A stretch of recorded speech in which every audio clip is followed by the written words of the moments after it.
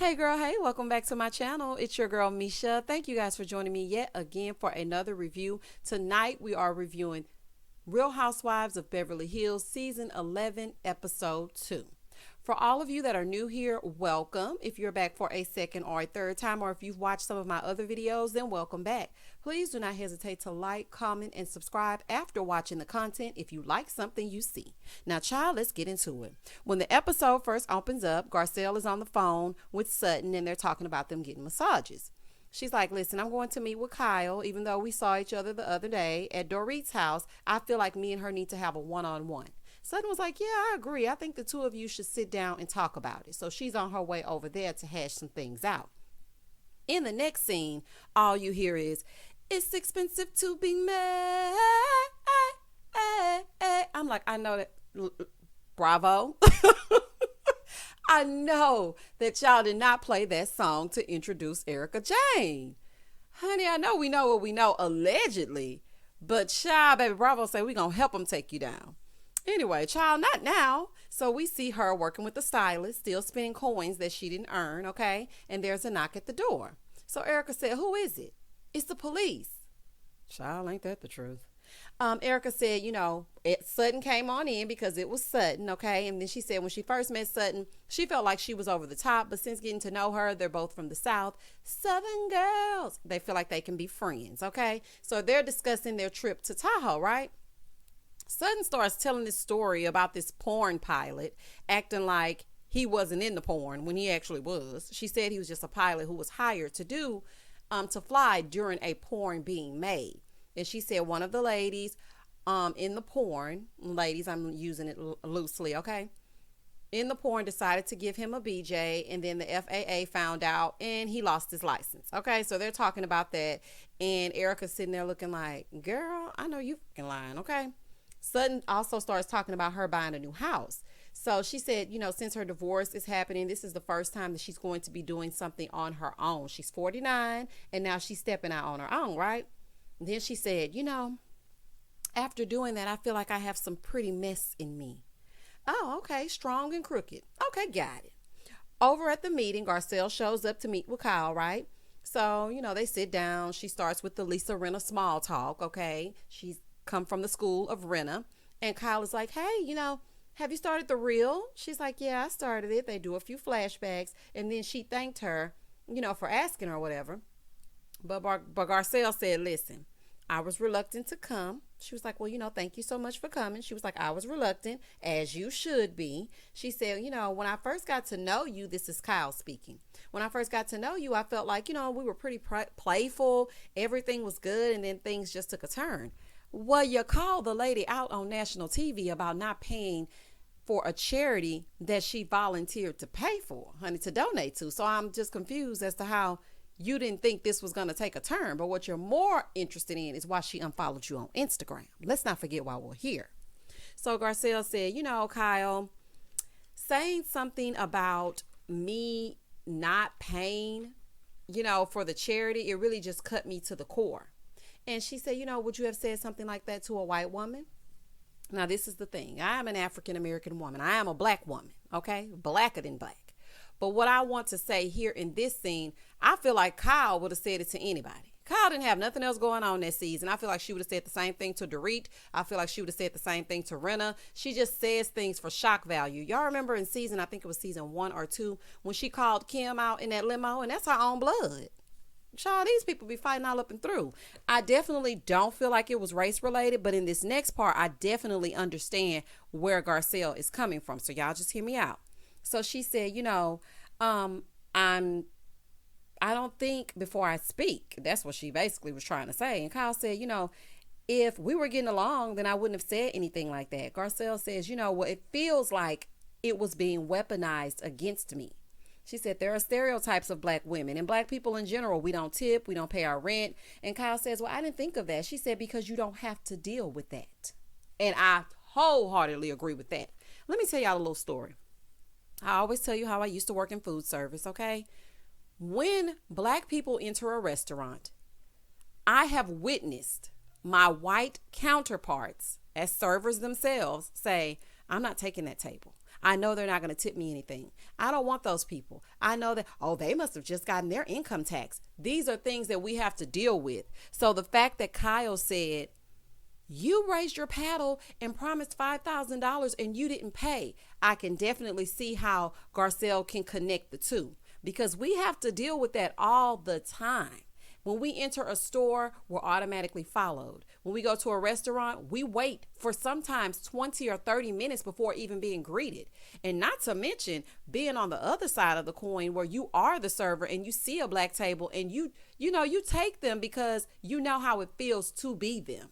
So I totally understand what Garcelle was saying and where she was coming from. And she said, she gave a little story. She said, listen, one time I went out with a friend and I was at this restaurant and they weren't waiting on me. They were waiting on everyone around me. And when I finally got my food, I ate it, but my service was terrible. So now I'm having an internal battle. Should I tip? If I don't tip, they would say, well, I knew she wasn't going to tip. That's why I treated her that way.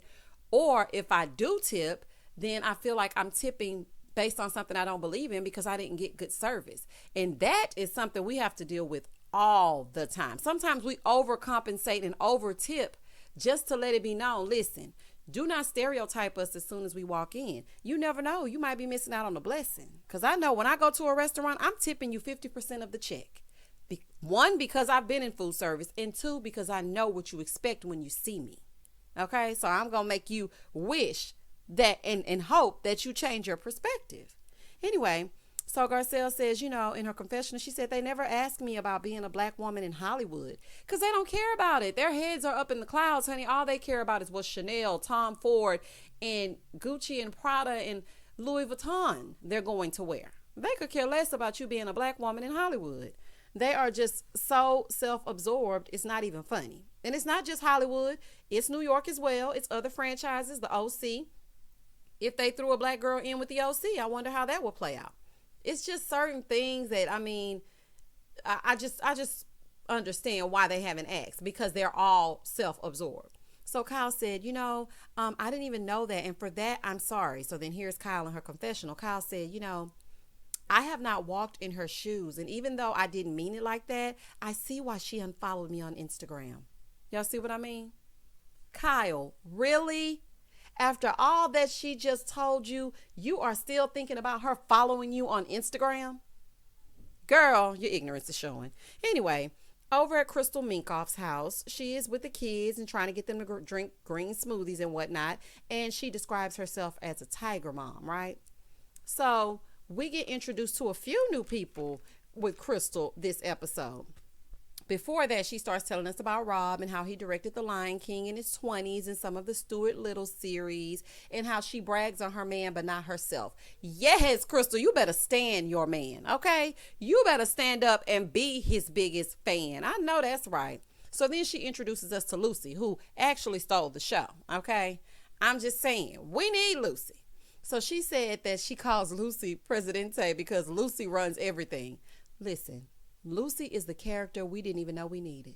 Yes, ma'am. Honey, some shoes came through. They started showing these little clips of Lucy, right, doing her thing. Some shoes came and she said, are these more shoes? And Crystal said, yes. She said, how many feet do you have? I thought that was so funny. Listen, with Lucy and Kathy, baby, this season is going to be everything, okay? This is the comedic relief that we needed, and y'all know I love all things funny. I can't be serious to save my life. So anyway, Lucy has made it crystal clear that she is in charge, and she's made Crystal her assistant, okay? So then she tells us that her brother is staying with her from China, but he's a pop star. Wow, honey, Crystal has some fabulous connections. She has a fabulous life, honey. A director as a husband, a pop star as a brother. But I like the fact that you turned him into a manny. She was like, listen, I don't care about you saying bye, bye, bye over in China. You are not in sync when you get over here. You're going to have to help me with these kids. I need some help. Over at the other scene, we see Liz Serena, and she's waiting for the ladies to show up to get on the jet, right? Garcelle gets there first. Awkward. Child, what call time did y'all give Garcelle? Y'all play all day, Bravo. Y'all play all day. So Garcelle gets there, and they're sitting there awkwardly, but Rena gonna make small talk. So Rena is making small talk, and then Kyle shows up. How ironic, the two people that Garcelle has issue with Both of them are there, and she's just stuck in the middle. Child, but at this point, Garcelle will take anyone just to not have to be alone with Renna, okay? Kyle starts naming all these bags she brought, and she brought enough for all of them for the week and an espresso machine. Okay, Kyle. Kathy shows up and greets Kyle, but I was wondering the whole time, did you know it was her? Because we know that you have a little problem with the vision, Kathy. So I was just wondering, did you know this was your sister? So she said, I've never been on a girl's trip. I've always done things only with my husband. Well, honey, buckle up, because these heifers will take you on a trip if they don't do nothing else. They get on the private jet, and Garcelle is afraid of small planes, which me, I'm afraid of all planes. Small, medium, large, paper airplanes. Honey, I don't want nothing to do with being up in the air. I would rather drive. So I've just recently started to, come to terms with my fear, but I felt Garcelle on that, and I need complete silence. I need everybody to stay silent, honey. I need to keep my eyes closed for the duration of the flight and pray for a safe landing. So they get to the house. Beautiful, beautiful house. Okay, 17 bedrooms, 1,000 bathrooms, a media room, a soccer court. Just everything, honey. It was everything. So they get to the house and they start choosing their rooms, right? Garcelle chooses a lower level. So the guy's telling them, keep the sliding doors closed because there's bears. So Garcelle said, oh, you don't have to tell a black girl twice. We don't do bears. Honey, it's not just black girls. I'm sure any woman would want to be rudely awakened by Smokey the Bear. Honey, I'm almost certain of it. But I'll stick to Yogi and the children's books, honey. And don't forget the picnic basket, because I like to eat. Okay. Over in Kathy's room, Kyle goes to visit her, right? So Kyle said, they worked through all their issues, and she's happy to have her in her life again. Because, there was some issues when Kyle was doing that show, if y'all remember a few seasons back. So Kathy has this fan, and I have not seen one of these fans since my college days. And you know what? My mom is the same as Kathy. She has to sleep with the fan on because, like Kathy, she says the hum from it helps her sleep. So my mom would have these big, huge fans, almost like those industrial size fans that that you dry the floors with, that they sometimes have in like school cafeterias. She had this huge fan, and it made so much noise throughout the entire house. But guess what? Everybody was calm and quiet, okay, and sleep. So she says, I can't get it to work. She's telling Kyle this. I can't get it to work. Child, tell me why Kyle plugged in this fan. Voila, magic. Kathy, girl, I'm not about to play with you. You don't know how to plug in your fan? Oh, child, rich lady problems, honey. So Kyle said, I love to entertain. We're in the next scene. So I decided I wanted to cook and give the chef the night off.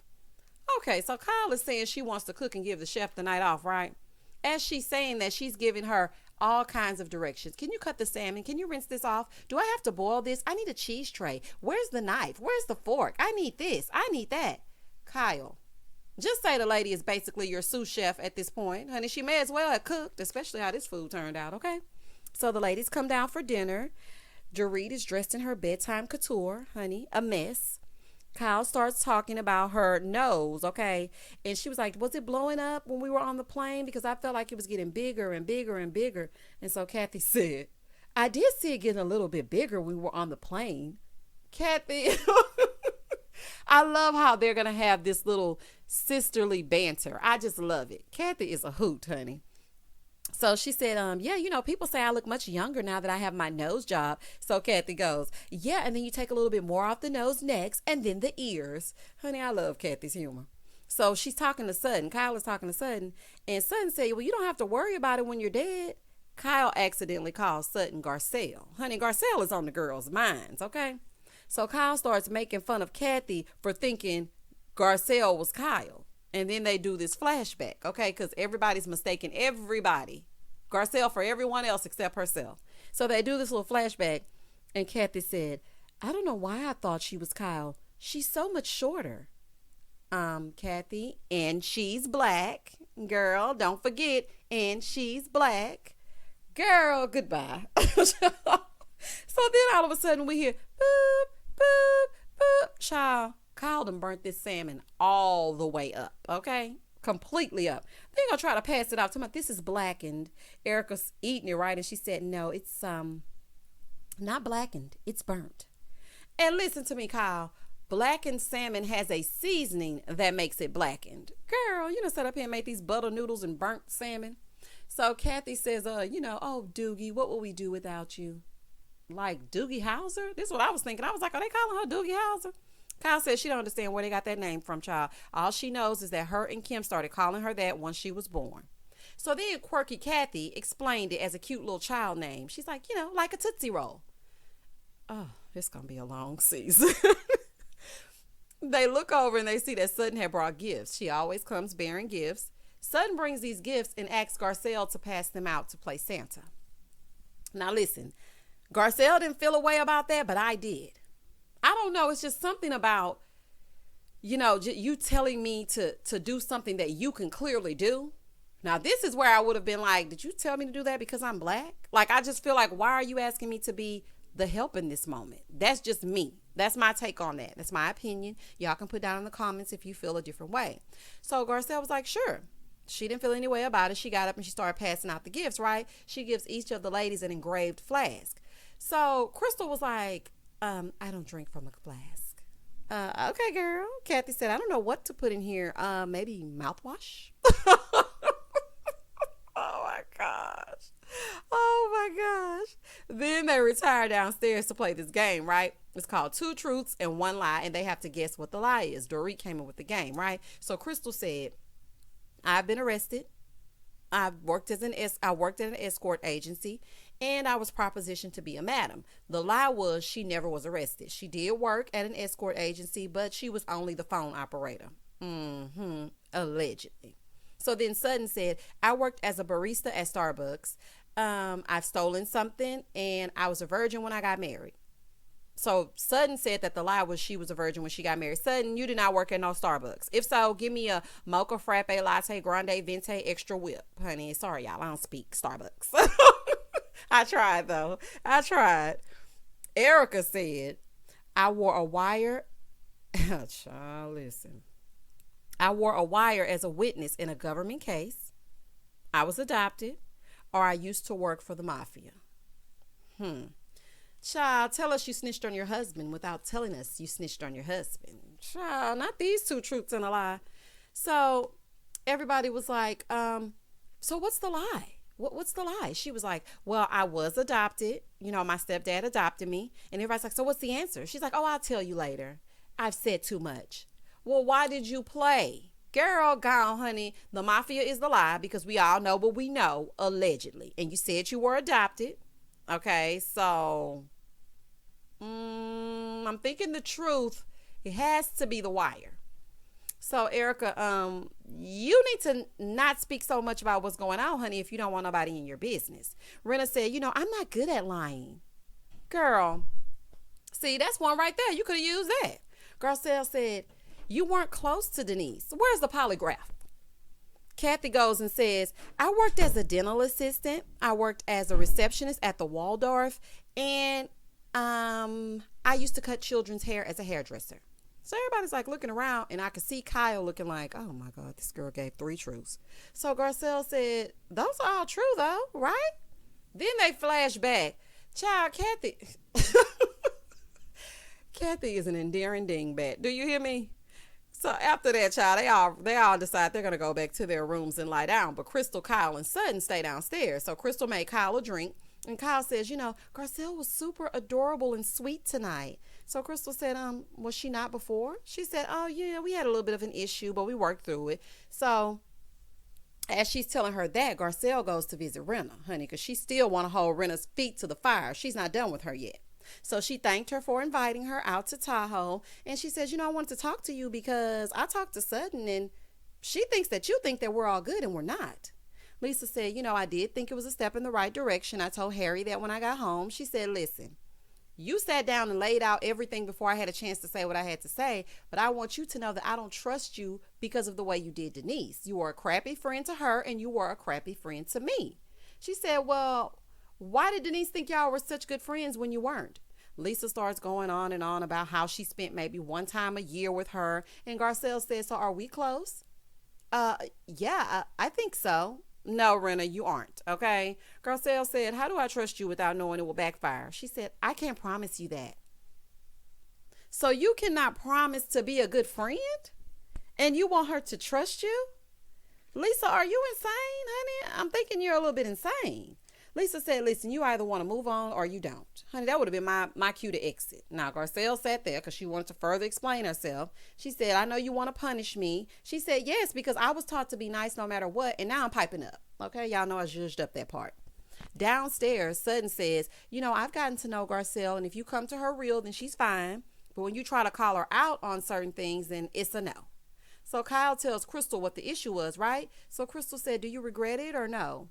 Kyle said, well, I didn't until I sat down with her and she said there was a stigma with Black people not paying their bills. And the way that Kyle was so carefully telling this story, I could tell that she was choosing her words very wisely as to not upset anyone.